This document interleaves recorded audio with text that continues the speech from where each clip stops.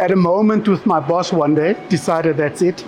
I walked out not knowing what I was going to do. Took my bag and I bought a fax machine. And I thought, let me give a go at printing. And I literally started out from a dining room in my home, and then I started buying equipment from a garage. And then I worked from a garage, and the rest is history.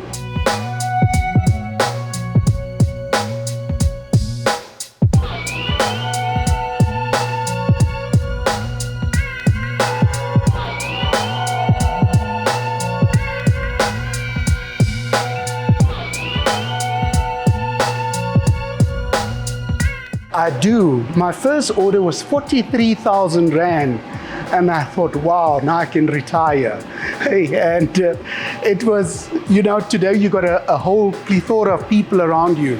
But when the fax machine made that first noise, I didn't know what was going on. Today when you hear noise, you can get a technical person to sort things out. But yes, my first order was 43,000 Rand. And I was gobsmacked, I just thought, that's it, I've arrived. I love people generally. I'm just a people's person. So I love being with people. I love interacting with people. And I'm generally a storyteller. I believe that when you're selling a product, you're telling the story. I'm not here to sell technical things. I'm here to give a solution to people. So in doing so, you tell a story. I can't fathom why printers don't think that way. I mean, in all our successes as a business, it was all about collaboration. Most of our big contracts was working with people, not against companies. For example, in the logistics industry, I partnered with DSV. On the big print runs, I partnered with Novus. On the big machinery, I partnered with Xerox. And now I'm partnering with Fuji. And I've just felt that partnership with Fuji is a good collaboration. It is a good, really, really good product. And I think when you walk through the plant, you'll see there are certain brands that's constant. At the time, I wasn't sure, but collaboration is a big part of my success and our success as a business. And I really would encourage people to really begin to think differently, not in silos. There's a whole bakery out there. Don't think about the 2 slices of bread. Initially, when I started out in the printing industry, a lot of our business was government focused. When we realized having a big basket of one client in it is a big risk to any business. So we've sort of ventured off into brokerage. We went to venture off into other printers. We work with other printers. We ventured off into the corporate sector. So when you look at our cake, it's probably 40% government, 60% corporate and private. The single risk for any company is having one big single client. As you all know, that government is now cutting back. There are huge corporate cutbacks. So you need to look at how do you navigate your space. Again, in our earlier discussion, Mikhail comes in, he's got his degrees and he's a bit of a tech junkie, whereas we old school. I need to meet people, to talk to people. They don't have to. They can talk of an iPhone or cyber technology they use. We old school. So he brings a lot of innovation. He's very smart in that way. And I think typical parent will always say the good things about your kid. But I think he earned the respect of his peers in here, where he introduced a lot of systems, a lot of technology. And I think the perception was that it's Keith's son and he would have the benefit. I think he had to come in here and really work hard to prove I'm not gifted with a golden spoon.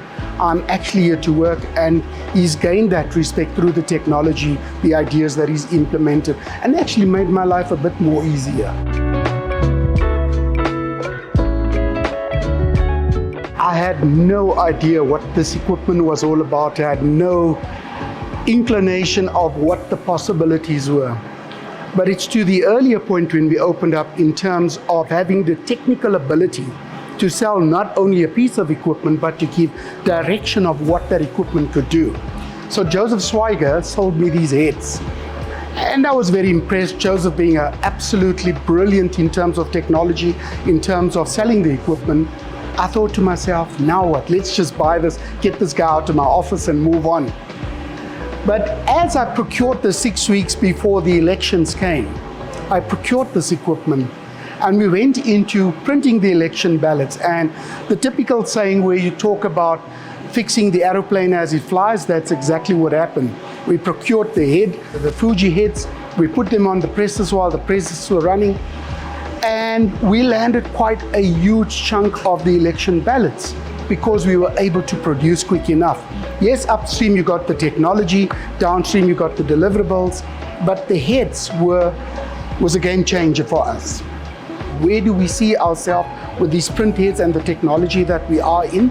It is always the issue of looking for the market, where that market would be to keep these heads busy. But it is the type of technology that we, as a business with Uniprint as well, we've made the right investment with these heads, we've made the right choices with these heads. But everything that we do is about telling that story, making sure that you are able to sell a product that you understand what that equipment is capable of doing. As you indicated, you are mounted onto analog technology or conventional print, and you put it inline. So initially, we used to print full color work, and then you have to do your variable data offline. Takes time, costs money. So you have 2 cost centers that you're doing, whereas this is all inline. It runs at the speed of what the press runs. So obviously, as you increase the speed, the quality diminishes.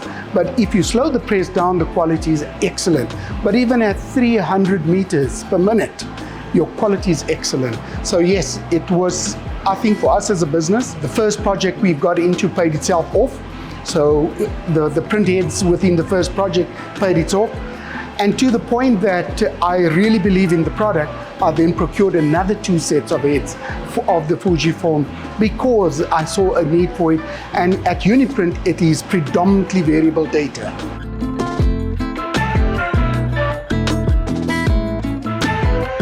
When we looked at the print bars now, we never chased that market. We never went after it. If someone came to us and said, can you print this? We'd say, oh, we'll make a plan. Now, we absolutely can. So a lot of what we do, the marketing, is we get out there, we show what the abilities are, what our capacity looks like, what our technology looks like. And a lot of that work we actually don't actively hunt for it. It comes to us through marketing, word of mouth. So initially when I bought the machine, I think part of my problem is that when I like technology, I just want to see what it does, not knowing that it would be a great piece of equipment. We do have, as you can see, various digital presses. We run quite a few of these throughout the country, the current ones behind you. But this type of equipment, the uptime on the press was amazing. First sheet, excellent quality. We were able to sell it immediately. Your waste, if you're running 1%, it's too much. So it's an excellent piece of equipment. What I also liked about it, and still do, is that it's a conventional press with a digital engine.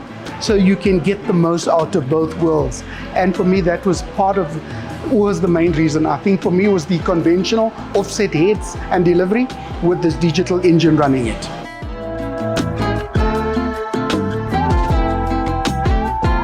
So it's all of the above, and I think it talks to relationships. One, what relationship do I have with all my suppliers, all my OEMs? What do I have relationship with? Are they able to support a product? If the product goes down, am I going to wait 2, 3, 4 days? Sometimes some of these technologies are one that I bought from China. Your downtime is like weeks, you know. In this case, it's not. It's really a good, so it's that relationship, having the relationship with your suppliers. To the quality for our clients, excellent.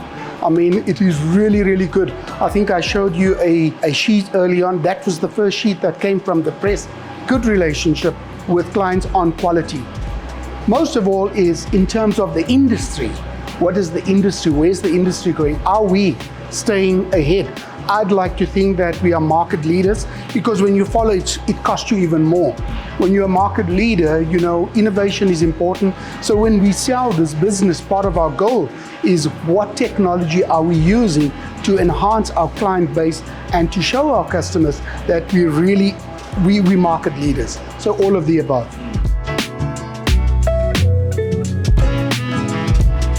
So on the print bars, if you take those, are 24-inch print bars. As I've indicated, they paid for itself within the first job, it paid for itself. I then procured more for the Uniprint, where we really focus a lot on variable data and barcoding and so forth, election ballots. So if it wasn't for this facility that I've actually seen the benefits of these heads, I would have never bought the Uniprint. So yes, it gave me the impetus to procure more and to buy more. But for us as Lebone, we got into new markets that we've never ever been in. For example, municipal bills, running your electricity, water bills. Those we never ever got into. Now we're able to print and we're able to do the variable data for them. And that didn't even come because we had the bar. It came because we marketed the equipment and the company as one of the leaders in technology.